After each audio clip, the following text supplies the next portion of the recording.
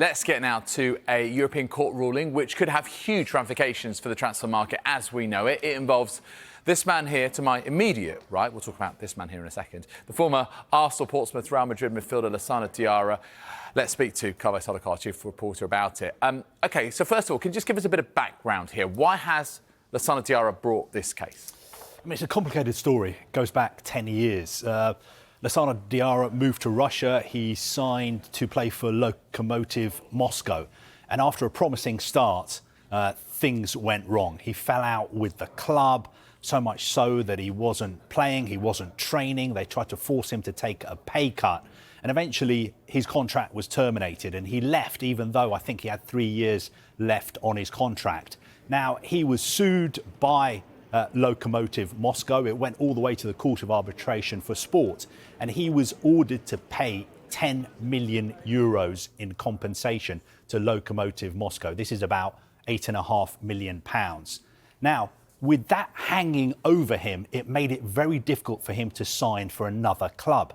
There was a club in Belgium called Charleroi who wanted to sign him, but they knew that FIFA's rules say that because he owed Lokomotiv Moscow 10 million euros in compensation, Charleroi would become jointly responsible for paying that compensation if they signed him.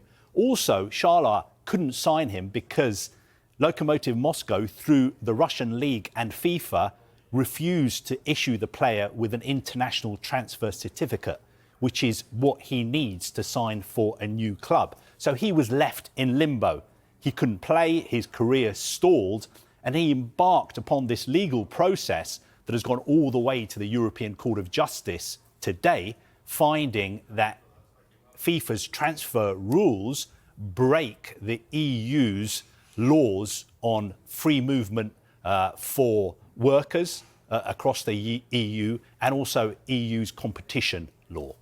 I mean, there's one surname that comes to my head, that's Bosman, right? When you think about this and that kind of, especially talking about, free movement and, in Europe, etc.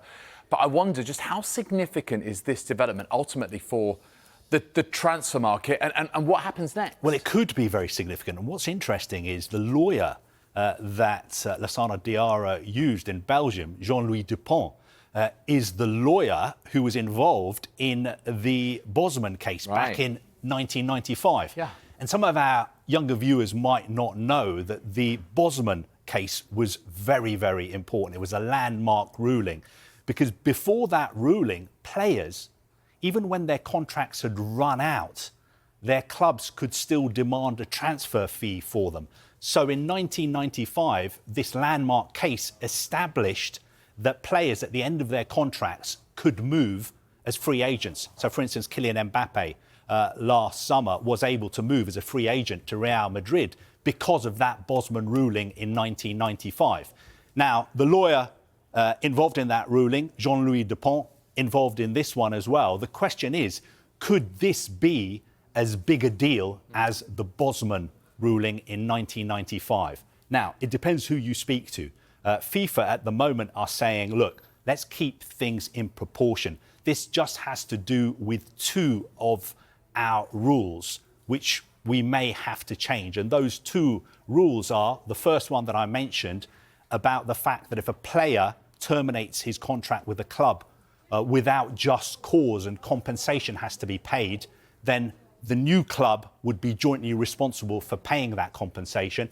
Looks like that rule will have to be changed. And also the second rule that I think will have to be changed is about releasing international transfer certificates to players. So remains to be seen what a big deal this is. Obviously, for Lassana Diarra, it is a very big deal. Yeah. And players who've been in the position that he's been in, it could be a very, very big deal because they could sue their former clubs for compensation now. But look, let's just wait and see because we haven't seen the full judgment yet. I think the full judgment will come out later today. But potentially game-changing, and as you say, that there could be further. I think what it means is, the big picture is I think players are going to get a little bit more power.